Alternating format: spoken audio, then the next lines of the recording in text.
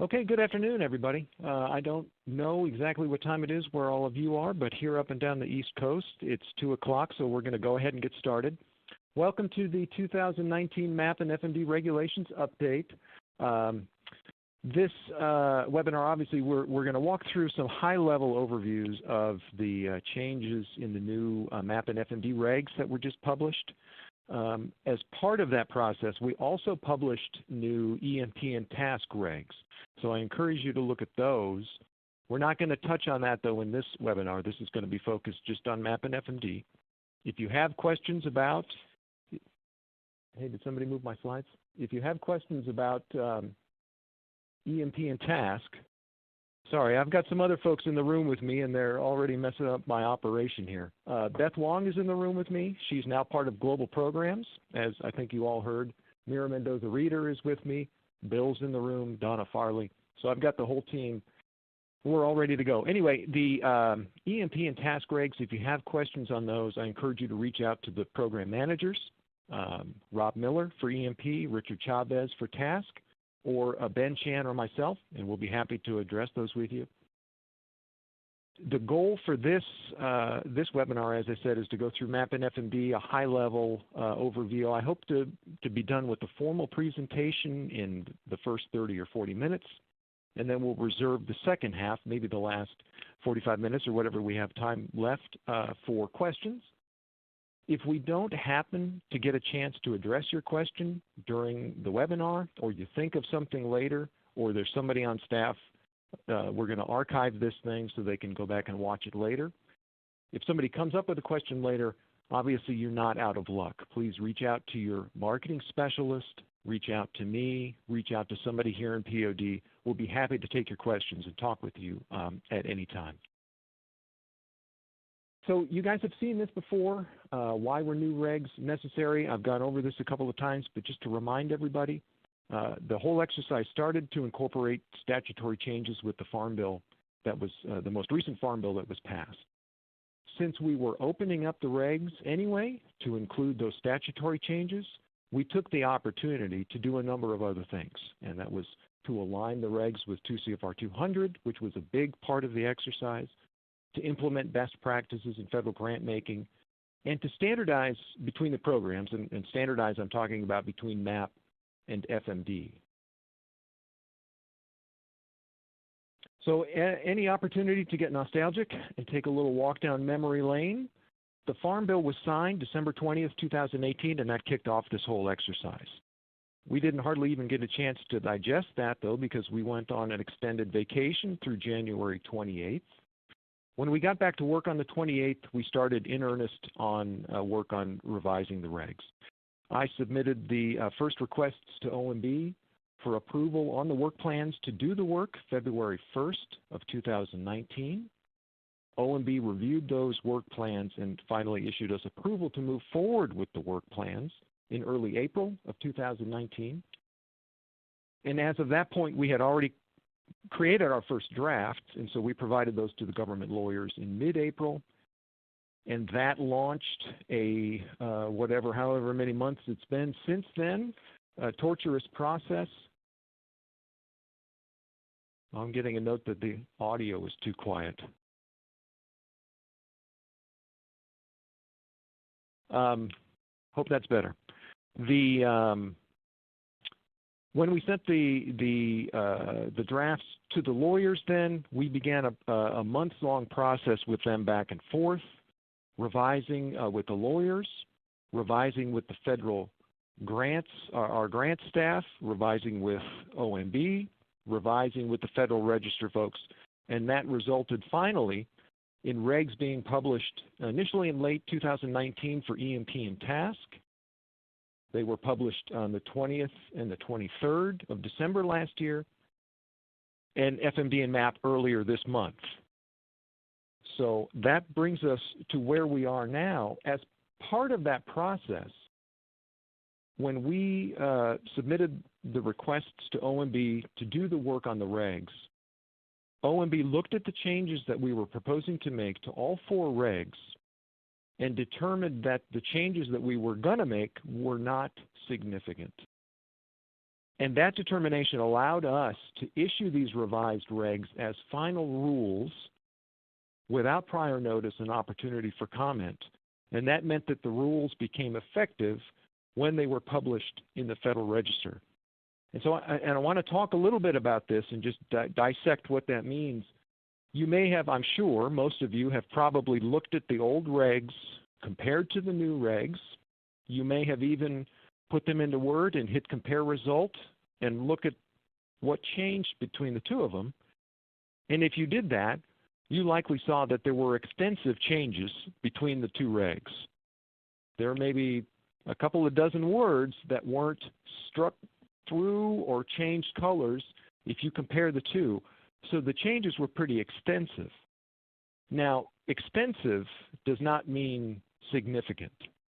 The changes that we were implementing, by and large, these were dictated or it was an effort that we undertook to bring our administration of the program and the way that we operate it into line with 2 CFR 200, which again is the uniform guidance overarching all federal regs, of course with the law, and with federal best practices. And that was a pretty sizable undertaking because it had been a while since we had opened up these regs, and it was a recognition that the administrative landscape around us in which we operate these programs had changed, and we were just bringing our programs into line with the new landscape around us. We did not open these regs up, and it was not our intention to change the fundamental aspect, how the programs operate, the purpose of the programs, and what they're intended to do, and how you operate within them. It really was just a recognition that we needed to make administrative changes to the regs to bring them in line with the current state of affairs. So I hope that as you're looking through the regs, that you don't find very many instances where something that was fundamental to your operations and the way that you ran the programs that was allowable yesterday is today disallowable. We shouldn't find too many instances of that. We will talk about alcohol later. Certainly that's one instance. But apart from that, it was not our intent to change the fundamental purpose of these programs, which is to support market development for U.S. commodities overseas. So now that the regs have been published, I've gotten the question, of course, what does that mean that they were effective as of the date of publication? What does that mean as far as implementation? The fact that the regs are effective as of the date of publication means that they're available, they're in the public space, they're available for use. However, we are choosing, as FAS, we are choosing to implement these new regs with the next program year, which is 2021. So with the beginning of the 2021 program years. So all of those 2020 MAP and FMD agreements that that are in place now, and that you're halfway through those program years in your operation, all of those activities will be governed by the old regs. And in the event that you get a 2020 MAP or FMD amendment throughout the course of this year, maybe for GBI money or for severance under FMD or for any eventuality, the fact that you get an amendment to your 2020 agreement does not change the applicability. It will still be governed by the old regs. So that will give us, between now and when we implement the 2021 programs, to answer questions, to help you digest the regs, and to get everybody a clean start, so that when we start under the new year with the new regs, then hopefully things will be clear. So now moving into what are the changes. And again, all I want to do here is we've attempted to highlight some of the big changes under each of those 4 buckets of what we were trying to do. We're not going to go through every single change. We're not trying to delineate every word that's different, because as I said, there were a lot of those, but fundamentally the programs, I don't think, changed that much. In the statutory changes that were required by the Farm Bill to the FMD program, there were none. Of course, under MAP, Congress eliminated the 5-year limit on participation in the program by branded companies. And it was that change. There were some other changes to EMP and TASC, but it was that change in the law that prompted this whole exercise. So we did, in the new regs, of course, we have taken out that clause. We've removed that language from the MAP regs. One thing I do want to say in regard to that, though, so even though Congress changed the law and removed that requirement that groups graduate from the program, and we have reflected that by taking that language out of our regs, that does not mean that those groups that operate branded programs have to follow suit. You prepare for us every year a branded operational procedures. You tell us how you're going to operate your branded program. You now have the option, if it works for you, beginning in 2021, to relax this requirement. However, if it makes sense for you in the operation of your program that you want to maintain some kind of requirement or limit or graduation in your program, you are welcome to consider that and keep it as part of your branded procedures, and you can propose it to us. So just because Congress made this change and we have increased the flexibility of the program doesn't necessarily mean that you have to implement it as well. So moving on from the statutory changes, I skipped the 2 CFR 200 in that list because that's a bit more extensive. We want to address that later. Moving on to best practices. So we took again the opportunity to revise the regs to just bring them into line with federal best practices. For example, we have removed from both MAP and FMD the requirement that we publish in the NOFAs every year in the Federal Register. So beginning now with the NOFAs that we're working on now, announcing the 21 program, we will be publishing those only on grants.gov, which is the preferred vehicle for announcing federal grants. And this should be a benefit to us. The exercise of getting documents and our announcements through the Federal Register process was difficult and time-consuming. And so we're hoping that the fact that we don't have to do that from this point forward will allow us to get NOFAs out in a more timely manner. In addition to that change, we have eliminated the question and answer format that was used in the FMD regs.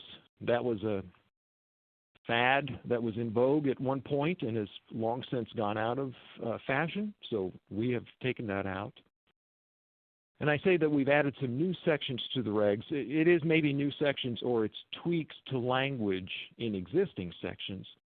But the language in these sections is standard federal grant boilerplate language that you should see in most regs that you look at or in various different federal programs.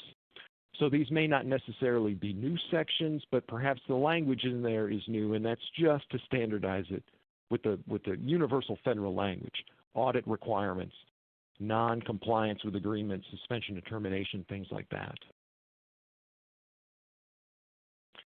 In addition to those changes, one other best practice that we undertook wherever we could in the regs was to take out specific granular references and put those in an alternate vehicle.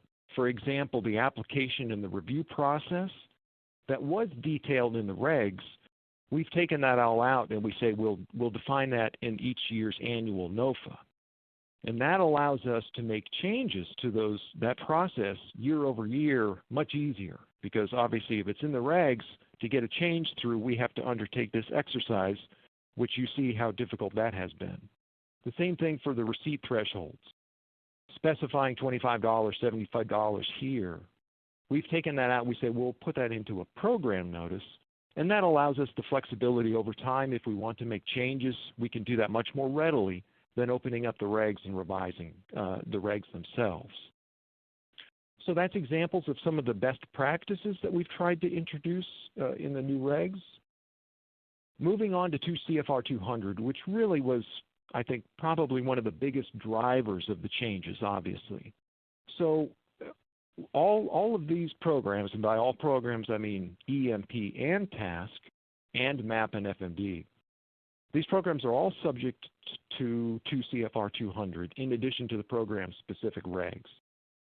And so you need to be conscious, anybody that participates in the program, they have to be familiar with both 2 CFR 200 and the program-specific regs, because a topic or an issue could be addressed in either one of those, and both of them have applicability and govern the actions that you are allowed to take. So if the program regs are silent on any particular point, it does not necessarily mean that there is no guidance or that it's okay or it's not okay, because that, whatever that is that you're looking at, may be discussed in 2 CFR 200. And what we tried to do is we wanted, wherever possible, to avoid duplication in the program regs versus 2 CFR 200. So that if we were saying the same thing in the program regs and in 2 CFR 200, we tried to take that reference out just to avoid duplication. But the bottom line is, become familiar with both 2 CFR 200 and the program-specific regs, because both of them may speak to whatever it is that you are looking at. So moving into the changes that were brought about by 2 CFR 200, we tried to limited success to bring our use of terminology into line with 2 CFR 200. So you'll see a lot of changes maybe in the definitions or in the terms that we use. We attempted, again, to reflect 2 CFR 200. An example is cost share, which is the 2 CFR 200 term. We variously have referred to that as match or contributions, and we probably still will, but the 2 CFR 200 term is cost share. Same thing with subawards and subrecipients and contractors. In these programs, we have historically talked about contractors as the general catch-all of anybody that you enter into an agreement with to do work on your behalf to implement these programs. In 2 CFR 200, contractors has a very specific meaning, and it is not the way that we have historically used it. The way that we have used contractors in 2 CFR 200 land is really a subaward. And under subawards, there can be 2 types, subrecipients and contractors. So this is an instance we tried to make some changes in there. I think we probably missed a bunch, and we probably will continue to talk about contractors. You know what you're talking about, I know what you're talking about, but I want you to be aware that when you're looking at 2 CFR 200, contractors has a very specific term, and you really need to be thinking about subawards. This is an example of something that we should endeavor over the course of time to educate all of us and make sure that we're all using the terms correctly. We took a stab at it. I just want you to be aware that that's an example of some of the changes that we were trying to introduce. Under subawarding now, aka contractors, this is another example of where we have taken a specific granular specification out of the reg and put it into another vehicle. In the case of FMD, the regs say that we will, or they reference the simplified acquisition threshold in 2 CFR 200. The new MAP regs say that we will specify this threshold in a program notice. It is very likely that when we issue that MAP program notice, it will mirror MAP and will also reference the simplified acquisition threshold in 2 CFR 200. But just be aware that there are some changes there, and again, we're trying to align with 2 CFR 200 and give ourselves a little bit more flexibility. Moving on, more 2 CFR 200 changes. FMD record retention requirements have been reduced to 3 years. That's the requirement in 2 CFR 200. We want it to do the same thing with MAP, but there's actually a statutory requirement specifically for the MAP program that forced us to keep the records retention at 5 years, so we had to maintain that at 5. But FMD has been aligned with 2 CFR in this now 3 years. Program income, we added some language in the program income section. And again, the language that we added is standardized federal grant boilerplate kind of language. But there's one line in there that I wanted to unpack a little bit because I think it might cause some concern. So in the new boilerplate language, it says if you're going to charge program, or if you're going to include program income in your program, that the intent to charge a fee must be part of the original proposal. And I don't want people to get too hung up on the words original proposal. Again, this is universal federal grant language, which is not necessarily ideally applicable to MAP and FMD. Because MAP and FMD, as we have often discussed, they are grant programs, they are federal grant programs, but they don't really act and operate like true federal grant programs. Under MAP and FMD, you're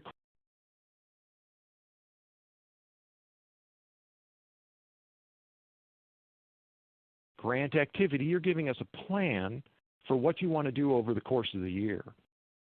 And we've always believed and operated under the assumption that that marketing plan is a living and a breathing document that you have the option to change and to modify and to adjust as you move throughout your year if it's necessary. So when it says here and in the regs that the intent to charge a fee has to be part of the original proposal, I'm interpreting that to be that your intent to charge a fee has to be part of the UES. So if you're midway through your program year and you determine that you want to change an activity to include a fee, or you need to add an activity that's going to include a fee, as long as it's done through the UES, I believe that satisfies this requirement. The fact that it was perhaps not part of the original proposal that you submitted a year and a half ago does not change that fact. So just if you are going to charge a fee, ensure it's included in the UES and we're good. Interest earned on advances. So this is another change. We wanted to implement the requirements in 2 CFR 200, which say that you can retain up to $500 of interest earned for administrative expenses, and any amount in excess of that has to be returned to the Department of Health and Human Services. And 2 CFR 200 gives you specific details on how to do that. Send in a check, or they give you the ACH banking information in 2 CFR 200. So from here on out, you shouldn't be sending interest earned on advances to us at FAS to return to CCC. You should be following 2 CFR 200 and send it to the Department of Health and Human Services. Reporting requirements was another change.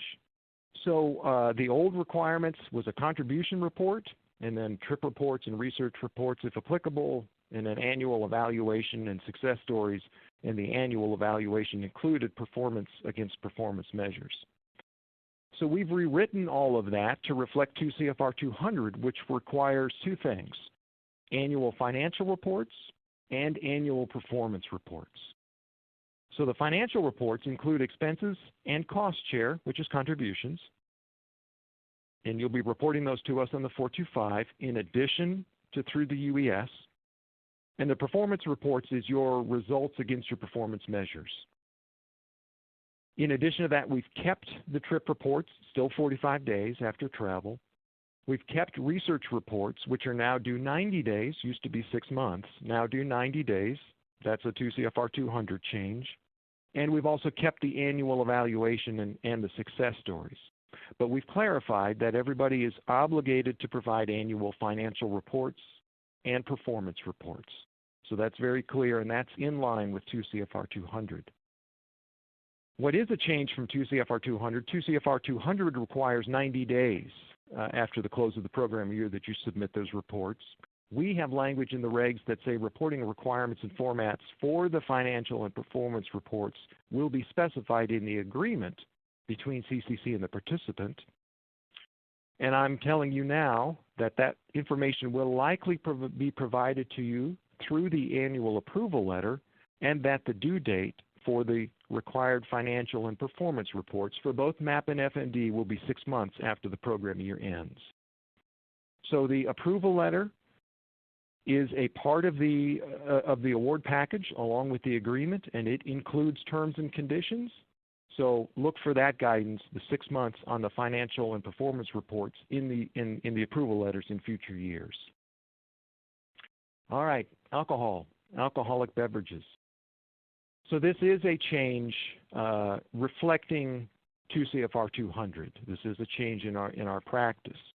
2 CFR 200 is very explicit. Here's the entire citation: costs of alcoholic beverages are unallowable. So we didn't want to be that drastic because, of course, we have participants that promote alcoholic beverages, and we didn't want there to be any conflict with that. So the new MAP and FMD language on alcoholic beverages says this: CCC will not reimburse any cost of alcoholic beverages that are not a promoted commodity and part of an approved promotional activity. So it has to be both of those things in order for the cost to be eligible, meaning that it's a commodity that you promote and it is part of an approved activity. If the alcoholic beverage costs is not both of those things, then it is not allowable.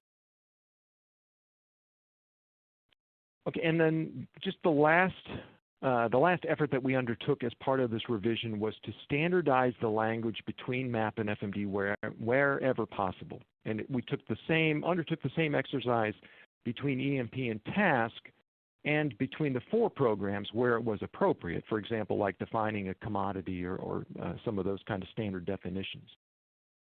Because the way the FMD regs were previously written with the questions and answers, and they were a little bit thinner than MAP, in reality what this resulted in is we adopted a lot of the MAP language in FMD, and so there were proportionally more changes to FMD than to MAP.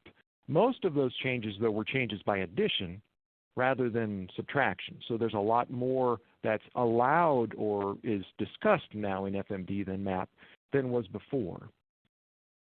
So some of those changes, we clarified that the trade show expenses in FMD are now limited to shows on the approved list, just like MAP.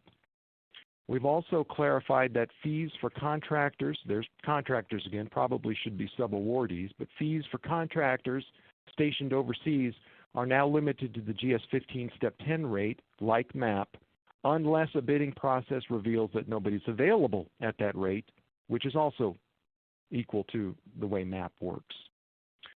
In addition, a lot of the new additions, seminar and educational training expenses, are now allowed under FMD. Travel allowances under FMD now match MAP, including the requirements for business class travel.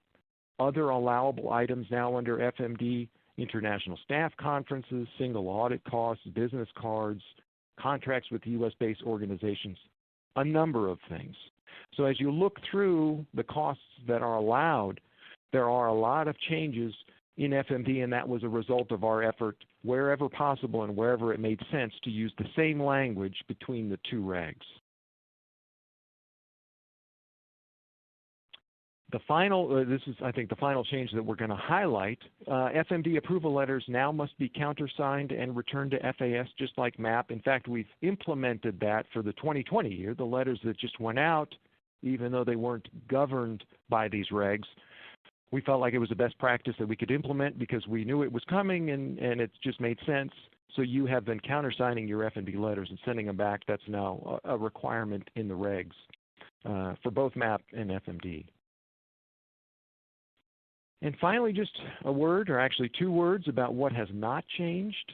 Under FMD, there is still no option for supergrades. That is only a MAP, only available under MAP. And under MAP, we did not put in an allowance for contingent liabilities. Those are still only allowable under FMD.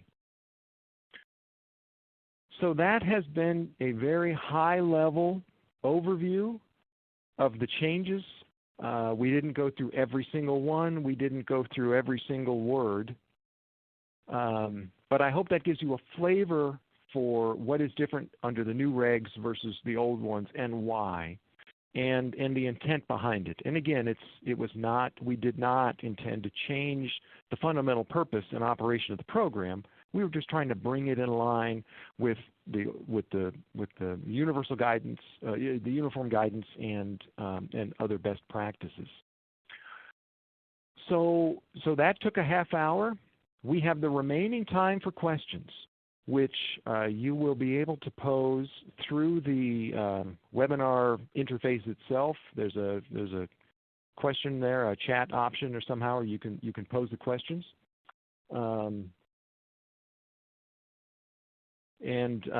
My crack team here in the room is going to be triaging the questions for me, answering the hard ones, and then giving me the answers. The first question is a branded participant considered a subrecipient? Why did you have to start with that one? That's is a branded considered a subrecipient? So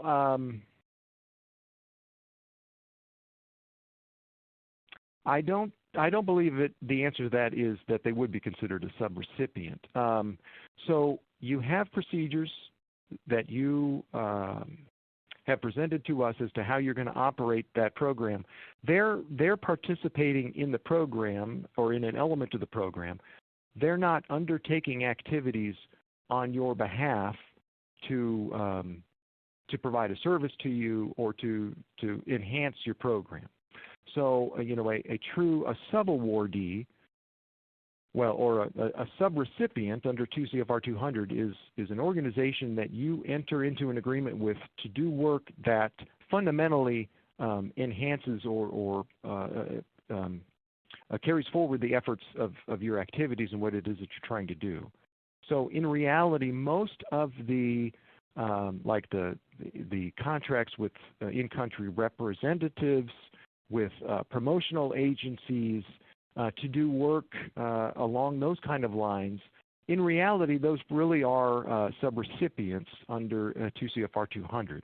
And I do have to admit, I think that's exactly contrary to guidance I gave you about 2 years ago or 3 years ago at Baltimore, where I said that was not the case. I have since been educated, and it is the case. A contractor under 2 CFR 200 is somebody that you enter into an agreement with to do work that is not materially related to your program, like the janitorial staff that comes in at night to clean the office space that you rent in an overseas office somewhere. That would be a contractor. So anyway, getting back to the initial question, branded participants in your program, I don't think fall into either one of those categories. But that's something that we can consider and see if we can get some additional clarification on and get back to you if that changes. So another question is a performance report the same as a CPR? So country progress report. So it could be. So the performance report is an annual requirement. You have to provide to FAS a measure of your results against the performance measures that you've proposed in your plan. Some groups do that through the next year's application. They report, here's the results. Others do it through some kind of outside vehicle.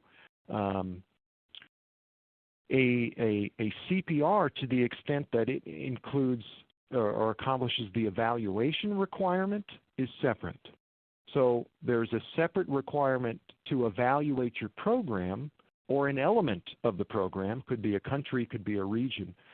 But the evaluation requirement is much bigger. It's at a much higher level than just how did you do against your proposed performance measures. It is, are we operating in the right part of the world? Are we doing the right things in order to move the needle? It's not, did we have the required change in perception based on our activity? That's the performance report. So some groups may have used the CPR to do both. Some may do one or the other. But the performance report is very granular, results against performance measures. The other one is a much broader requirement. Question: FMD trade shows approved list as FAS endorsed show. So I guess, are they asking where to find the list of?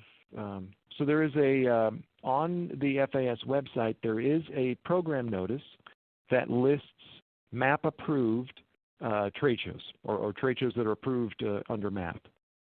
We will change that program notice to make it applicable to FMD as well. But that list, it will be the same list for both programs. And if there is a show that you want to see added to the list, you can make that request of your marketing specialist. There are some, in the regs, there are some requirements. The show has to be an international show with a certain amount of attendees from outside the host country. There's various things. As long as you meet those requirements, you can submit a request and it can be considered, and if approved, would be added to the list. So the list, if something is not on the list that you need there, please feel free to make that request. Contracting threshold, simplified acquisition threshold. Just to clarify that the contracting threshold is now the simplified acquisition threshold, not either $35,000 or $25,000 as it was in the past. And question on FMD travel, just a clarification that you do need to follow the federal travel regulations. So in the regs, it does still say that travel is subject to the federal travel regulations.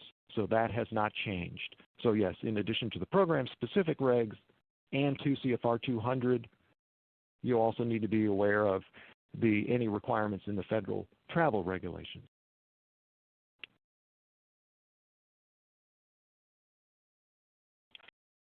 Another question. Cell phone costs for overseas offices, whether it's allowable, I guess. So I think, look back at the guidance that we answered in preparation for Baltimore. This question came to us as a result, or a question like this came to us as a result of the compliance conference call that we held prior to the meeting in Baltimore. And there was a question about cell phone costs. And there was reference to old, like a $15 per day limit and stuff like that.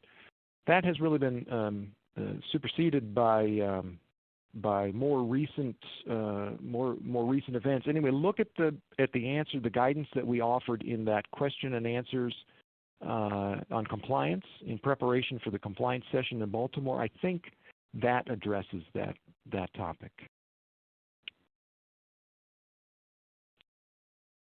FMD travel, we talked about that one. So these guys are feverishly writing down questions.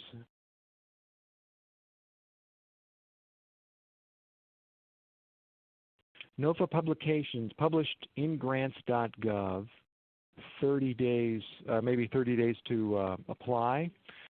So in the past, because of the delays that we have encountered trying to get these announcements through the Federal Register review process, we have been very late in getting the announcements out. I think last year we came out in the first week in June.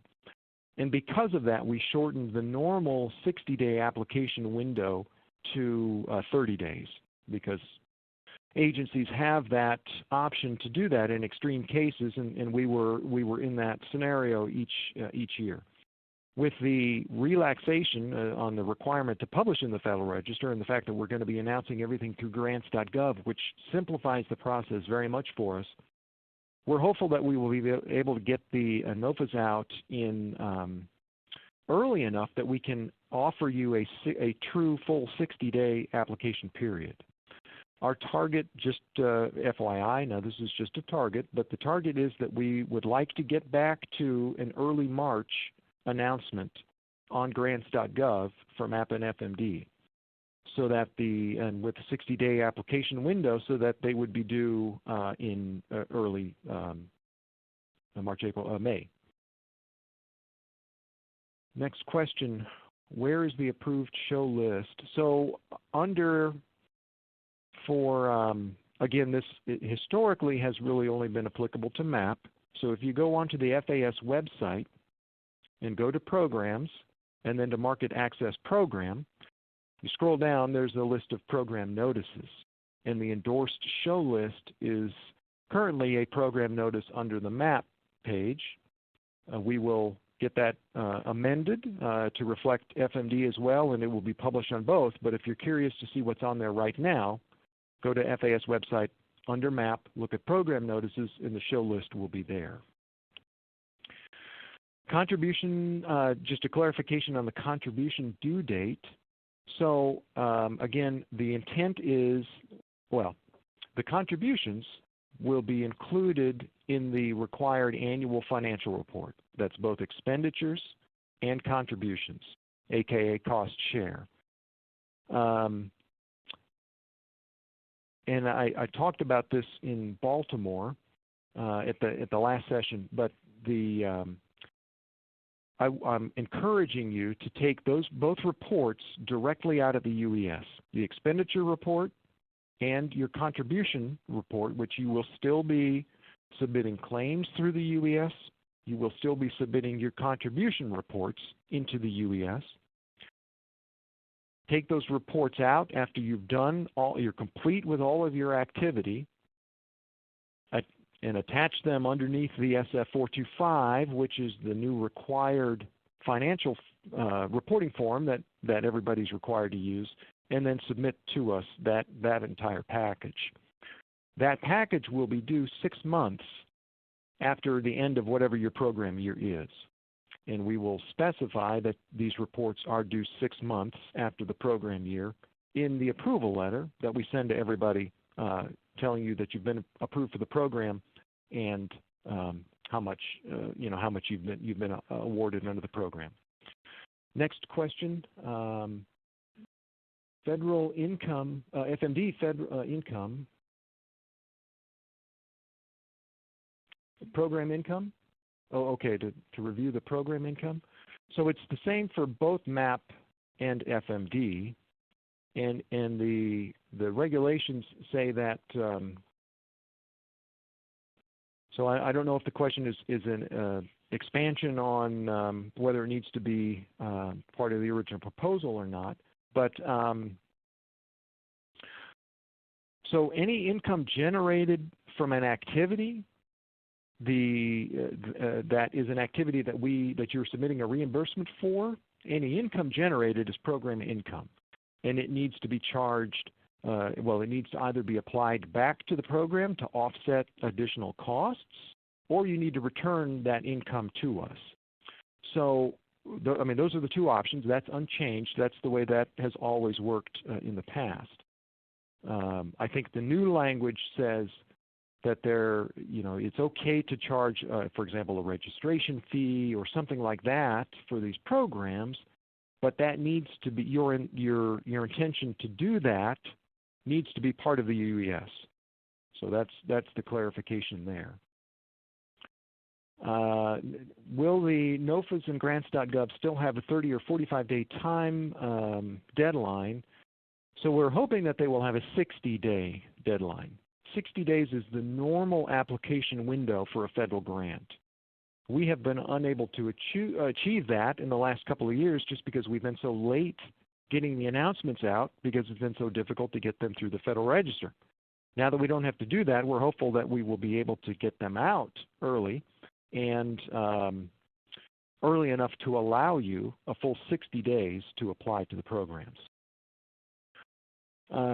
Somebody wants confirmation that the changes are not effective until program year 2021. That is correct. They do not go into effect for the current 2020 year. Whenever your 2021 program year starts, whenever that is, January, June, October, then the new regs will take effect. Alcohol charges, how it works. Yeah. So if alcohol is included, okay, so there's two questions related to alcohol. First of all, what is allowable under alcoholic beverages? So again, for a cost related to an alcoholic beverage to be allowable, you need to affirm two things. First of all, that the alcoholic beverage is one of your promoted commodities. So we have participants in the programs that promote alcoholic beverages, wine, craft beers, spirits. Certainly, they are the ones that are promoting those commodities. Other groups that are not promoting alcoholic beverages, if you're promoting a row crop or you're promoting anything else, a fiber product, you are not promoting an alcoholic beverage, unfortunately, your allowance stops right there. Because for those charges to be allowable, it has to be both a promoted commodity and part of an approved activity. So I don't know exactly what the activities might be, but there may be an activity where you say, hey, we need to do samples, or we need to do this or that or something else with one of our promoted commodities that is an alcoholic beverage. That would be okay. For everybody else, unfortunately, the answer is no. The second alcohol was questions related to if it's part of a package. Yes. Okay, so if alcohol is included in a package for a reception or for a meal or a reception, something like that, how would they accomplish that? So I would say that would be akin to the requirement, if you're paying somebody actual M&IE expenses, then they're required to itemize for you what it is that they spent their money on. If they went out to dinner and they included alcoholic beverages with their dinner, the alcoholic beverages are not reimbursable. So they can do that. We're not telling anybody not to do that, but the reimbursement for that, they need to pay that themselves. It needs to come out in an alternate source. I would say the same thing for this. If there's a package with a caterer or with the hotel or whatever it is, you need to work with them to say, I need a breakdown, I need an itemization of what the costs related to alcohol are, because I can't include those in my reimbursement. Or somehow provide an explanation as to how you arrived at that. If they say, we can't do that, it's $85 a head, I don't know what, well, figure out some method that you can use to estimate the cost of that alcohol, keep that as part of your documentation, and then present that to us. But in any event, however you arrive at it, just be able to justify that, here, we backed out the costs of alcoholic beverages, here's how we did it, we did not submit those for reimbursement. And again, I want to be sure to clarify that the fact that alcoholic beverages are not allowable for reimbursement under the program doesn't mean that you can't incorporate them into your efforts. You can't have them in dinner or a reception or whatever. It just means you can't bill the programs for them. You just need to use an alternate source for those. Another webinar on EMP and TASC. So we don't have anything planned at this point. Maybe we could do something. I would, again, encourage you, if you have questions on those two programs, reach out to us specifically to the EMP and the TASC team, which is Ben Chan, Rob Miller, and Richard Chavez, and they can help you out. If we need to do a webinar, that is something we can consider, but we don't have anything on the books right now. Review contracting threshold again. So look at the citation into CFR 200. The simplified acquisition threshold, the last time I looked at it, it was $150,000. Now, I've gotten some guidance that may have changed, in fact, have been increased to perhaps $250,000. But what we are saying is that that simplified acquisition threshold, which I'm gonna, for the sake of simplicity, say is $150,000, that there are certain requirements around what that means. Maybe I can ask one of these guys to look up the contracting provisions, and we can dig into that. But I think perhaps it's good to note that the fact that it's $150,000 doesn't mean that you can do whatever you want for anything below $150,000. There is still a requirement to do, in the regs now. There is still a requirement that you need to do due diligence. You need to be able to justify expenses. So if something comes in at $140,000, it doesn't mean that you don't have to somehow be able to justify that the expense is reasonable. But there's additional work, and we'll take a look, see if we can pull up those and maybe dig into those the specific contracting language a little bit. Contribution submission dates. Contribution submission dates, I don't know if this is a question or a statement, but so there's 6 months after the program year, which is a change for FMD. FMD previously was 4 months, so you've gotten an extra 2 months for FMD to get your contributions in, again, as part of the financial report. MAP was 6 months before, so there's no change there. Since new change does not affect until 2021, branded graduation will not take effect for, well, yes, true. Branded graduation will not take effect until the new program year starts. A question about a show that's not on the allowable list. Is it okay? So it will need to be on the list. If a show is not on the list, then you can make that request. Again, you would reach out to your marketing specialist. You would provide them, look at the regs, and it says, here's what a show needs to achieve in order to be eligible to go on the list.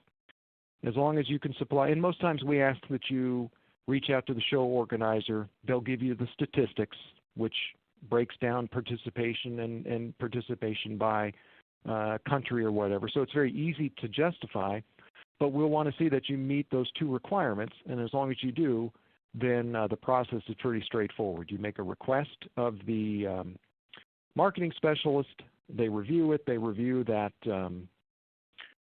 that everything is eligible, and then we will update the program notice to add that show to the list. Just a clarification that alcohol is not allowable even now. Yes, I guess that's true. We've been working towards this clarity on the understanding of alcoholic beverages.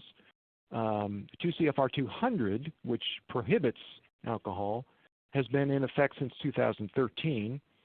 We've been working slowly towards adoption of it. We still have some work to do, but this is a big step here. The regs that we're rolling out, but that is true. 2 CFR 200 has prohibited alcohol since 2013. We're just a little bit slow in achieving that clarity. Are there GBI changes under MAP? No changes to GBI as a result of these reg rewrites. Will signed PDF documents along with the final audit report be acceptable as countersigned documents? Will PDF signed documents, maybe they mean electronically? If it is electronic, that would be fine. Of course, a scanned PDF of a wet ink signature is fine, but yes, a digitally signed, the signature option through PDF, that would be fine.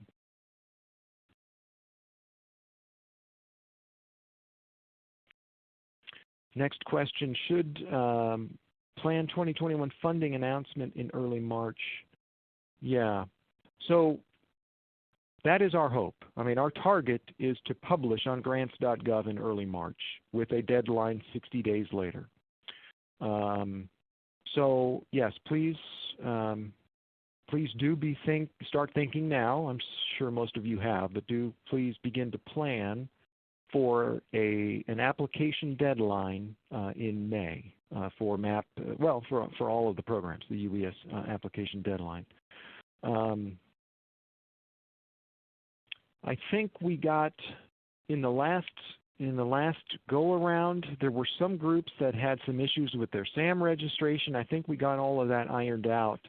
But just a word of warning, the FAS grants management folks who are helping us bring all of these operations into line with all of the requirements of what we're supposed to do, they have, they are taking a close look at SAM registrations. They're taking a close look at the entire application package, and any deficiency they note, they'll kick it back, and we're not able to issue the award. So please do whatever you can to stay on top of your SAM registration. Make sure that you keep it up to date. Don't let it expire.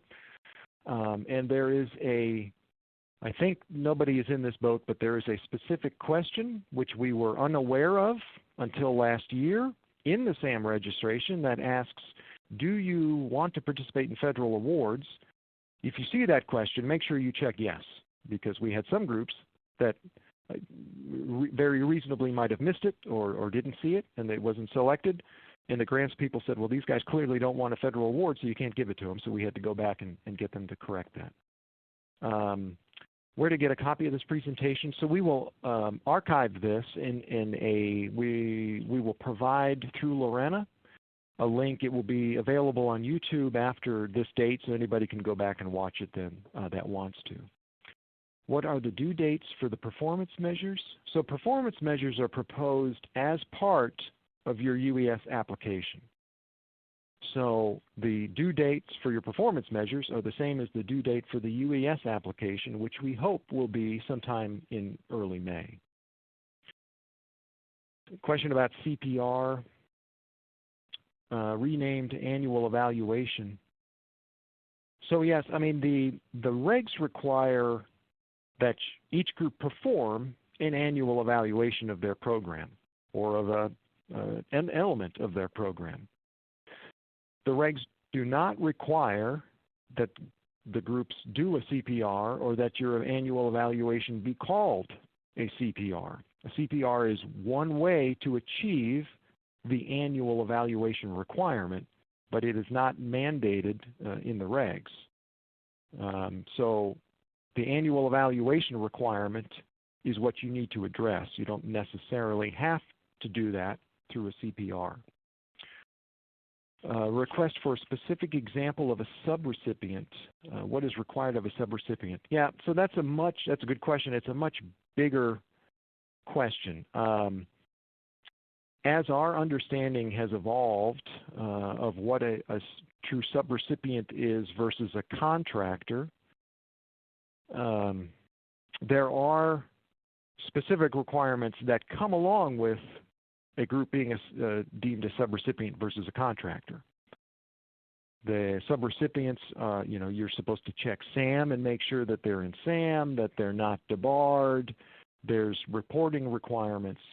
For now, I'm saying that we are trying to get clarity from our grants team as to what those requirements are so that we can help you understand them and that we can all be in compliance together. I don't have the direct answer to that, but that's something that we're trying to get. Maybe it would be a good topic we could explore and unpack in detail in the future, maybe at Baltimore or another meeting.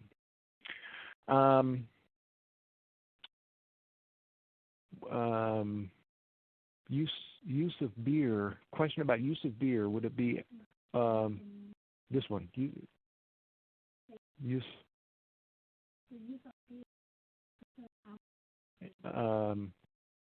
Well, alcoholic beverages that humans consume would be considered, yeah. Okay. Can alcoholic beverages count as a contribution? I don't think they can, because I think the regs say that anything that's not allowable is likewise cannot be counted as a contribution. I think that's, I believe, so I don't believe alcoholic beverage costs could count as a contribution. A show, another question about a show that is not on the list is the show allowed? So if a show is not on the list, then it would need to be added to the list, which again is not a very difficult process, but it's something we would need to do in order to make it eligible for reimbursements.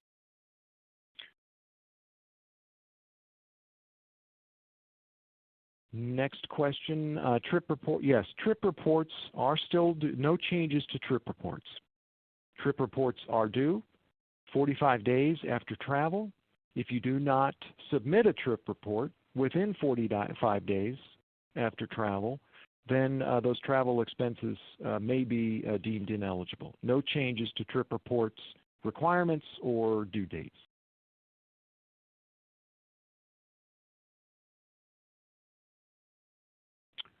Looks like a few more questions coming in. We're waiting for those to. Yeah, these guys, they're writing as fast as they can.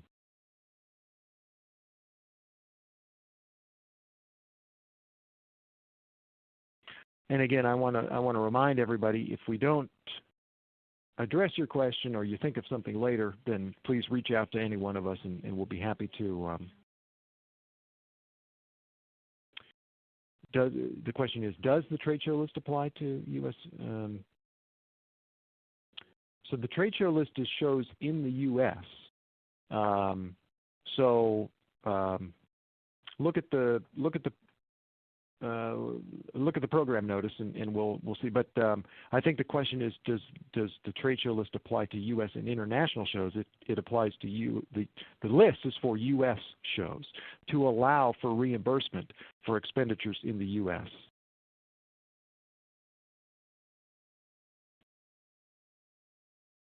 Somebody has asked about Beth's new role.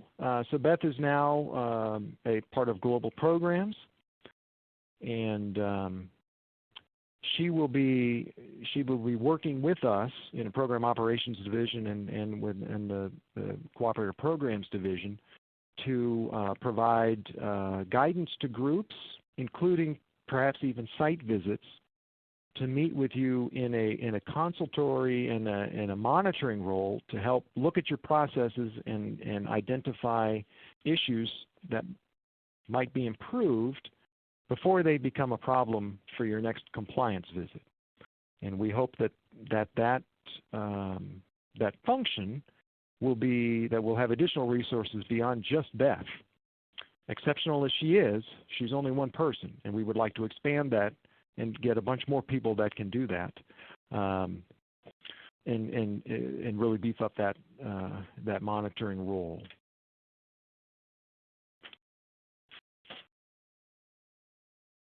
So just I think a clarification again on program income, that those changes, any language changes based on program income, any requirements in the regs, are applicable to the 2021 program year. So that is true. The new regs go into effect with 2021.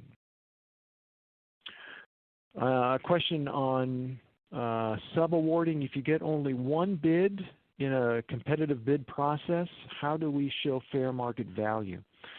So the easy answer to that for me to give is that situations like that, where you put a proposal out for bids and you only receive one, or that you receive fewer than 3 bids, should be addressed in your contracting procedures. So that you say, if we find ourselves in this situation, here's how we will justify that the single bid is sufficient to show fair market value. So that may be something to ask around within the cooperator community. How have other groups chosen to address that in their contracting procedures? Maybe some groups would be willing to share best practices there with others. But that situation, along with other unique situations, like perhaps the need to sole source. If we determine that we have the perfect vendor and we don't want to send it out for bid, how can we justify that you can cover that. You should cover that in your contracting procedures as well. Can MAPR FMD be used if not on the approved list? So again, I guess this is trade shows approved list. That the trade show list is for shows in the U.S. It has always been in place for MAP, so any expenses for shows that are not on the list under MAP would not be allowable. Under FMD, beginning in program year 2021, it will likewise be governed by that list. So beginning in 2021 for FMD, any expenses related to shows in the U.S. that are not on the list would also not be allowable. If you want to get a show on the list, talk to your specialist and we can do that.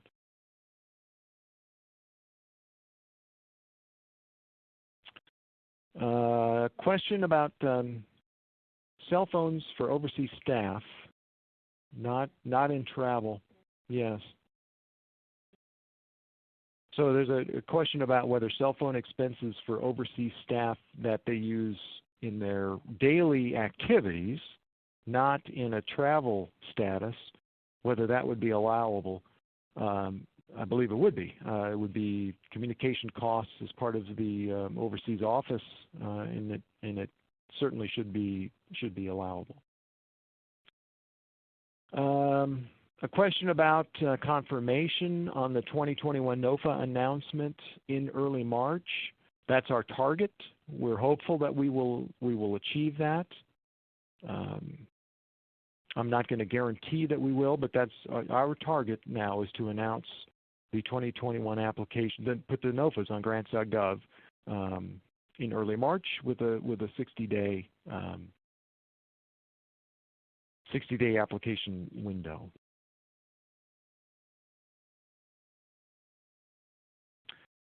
Question about clarification on the receipts that are involved in alcohol. So it would be, and I think this is related to the situation where the alcoholic beverage costs are built into a bigger, a bigger receipt.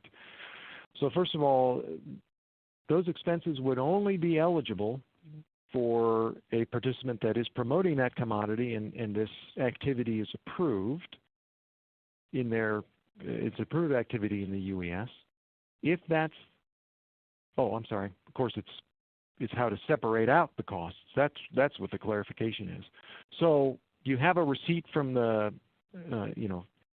from the vendor, or from the hotel, or or the caterer, or whatever it is, and it may be for a total amount, $20,000.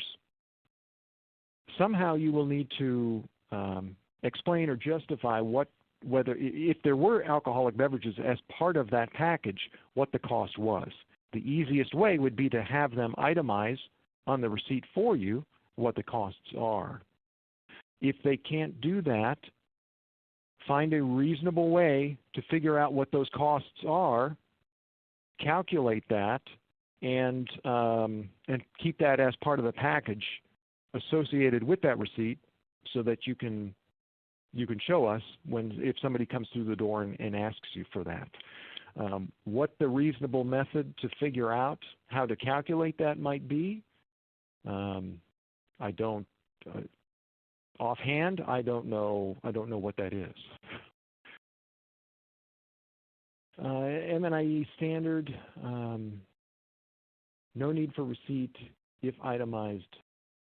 So I think they're saying if they're itemized. So if you're paying actual MNIE expenses, then is alcohol allowable? The answer is no. So in that situation, you would look at the receipts or ask whoever it is that's going to dinner to provide receipts, and they would ideally itemize again on there the cost for the alcoholic beverages, and you would just subtract that out of the reimbursement. That would not be eligible for reimbursement. Question about whether they should rename CPRs to Annual Evaluation and Performance. So the Annual Evaluation and Performance requirements is two different things. It's not the same thing. There is a requirement that you provide a performance report 6 months after the end of your year. There is also a requirement that you evaluate your programs or a reasonable part of your programs on an annual basis. So you're not doing them the same thing together. So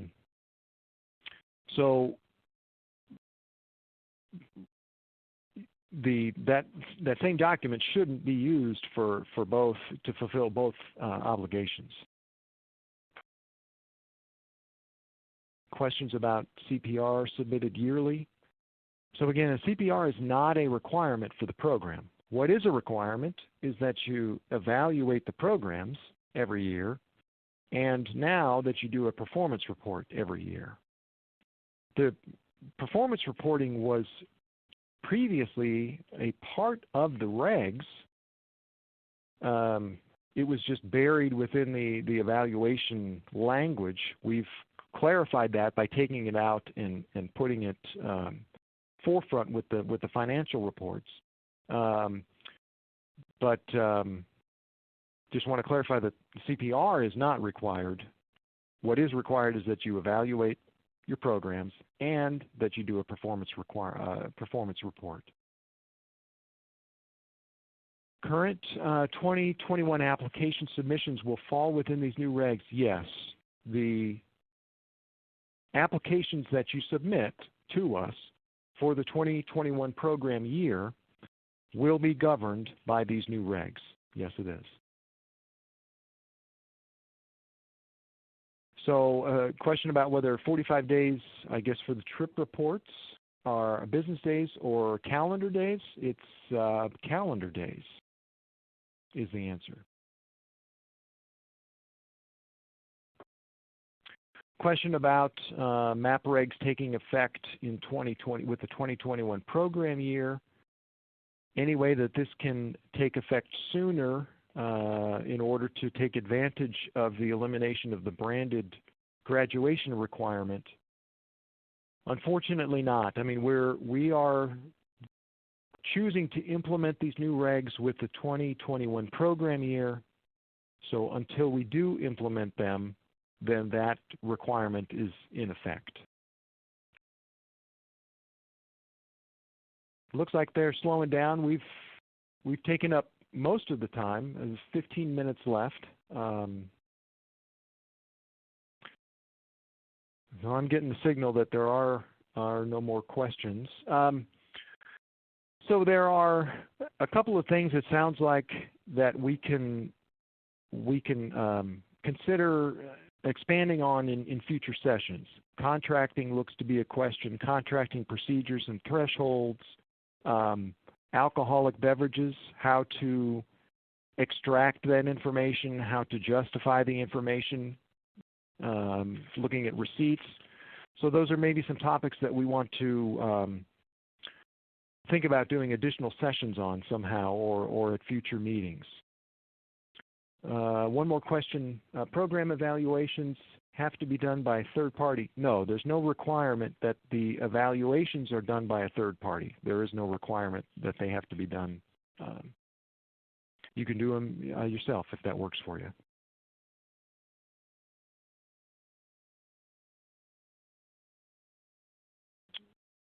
Submitted a question about whether the program evaluations have to be submitted with the UES. No, they do not. They can be submitted separately. If you have a third party working on them, they can submit them directly to you and you can pass them on to your specialist and that will get them to us. Question about whether POD will provide templates for the annual performance and financial reports. So no, we will not provide templates. The financial report, you will use the standard form 425 for that, and it will be backed up by printouts from the UES of your expenditure report and your contribution report. So that one will be very easy to accommodate. The performance report, the requirement for the performance report, it requires you to provide to us results against your performance measures. There's no template for that. Most groups, in fact, accomplish that through the next year's application, where they're providing an update to us. Here's the results, here's our performance measures, here's what we achieved, here's what we learned, here's what we changed. That would continue to be sufficient if that's the way you're doing it. Question about the annual evaluation deadline on approval letter or performance. So the performance report will be specified in the approval letter, and that will be 6 months after the deadline. After the end of your program year. The annual evaluation requirement, I'd have to look at the regs, which I'm looking at somewhere but can't come up with them quickly. But I think it just says that they have to do an annual evaluation. Will POD provide template? So no templates for the financial and performance reports.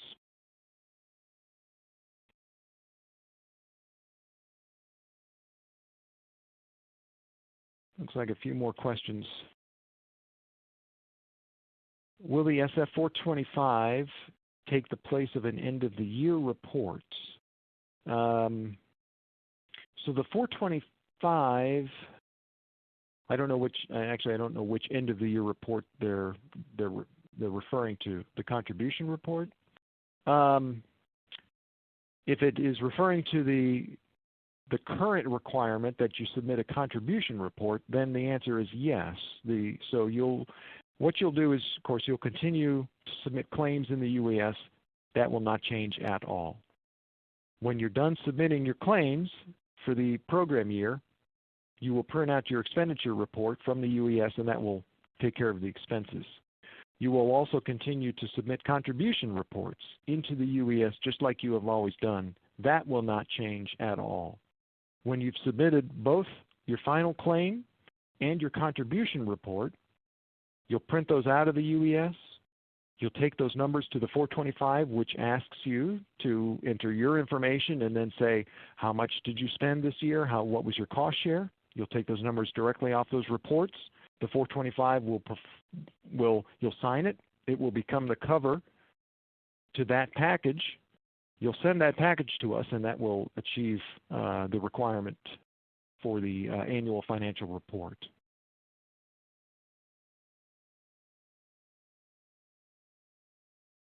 Can program income still be counted as industry contributions? Okay, so I'm getting some guidance with. We may need a little bit more specifics on that in order to answer that. Can program income still be counted as industry contributions? Any income that you generate off of an activity will need to be returned to CCC either one of two ways. Through the, clarification came in. As long as income funds are used to pay for expenses. Well, yes, so then that would, if you offset expenditures with the program income, then that resolves any issue with the program income. In that instance, then you would not report that as a contribution because it's defraying expenses on the activity.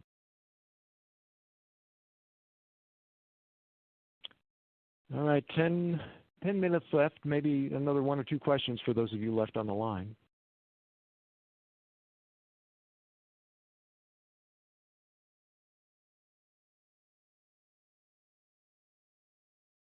So maybe we'll take this one and then maybe call it a day.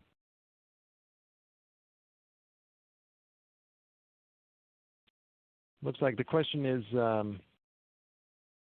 looking for more explanation on the difference between a CPR and a performance report.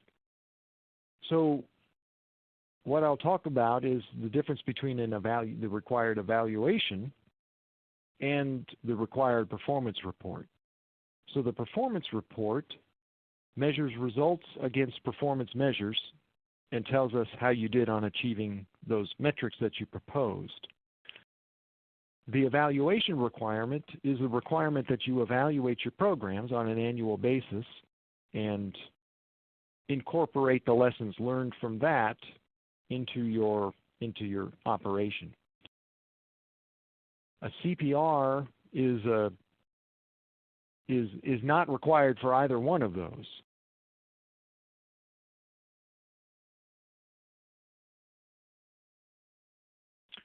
So what do we say? Maybe one more. Do we have another question, or should we call it? Oh. Okay.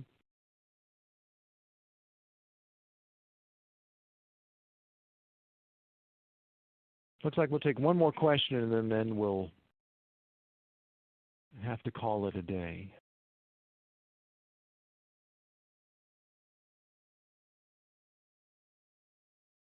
And if we didn't get to your question, or if the answer wasn't clear or sufficient, then of course, obviously, please reach out.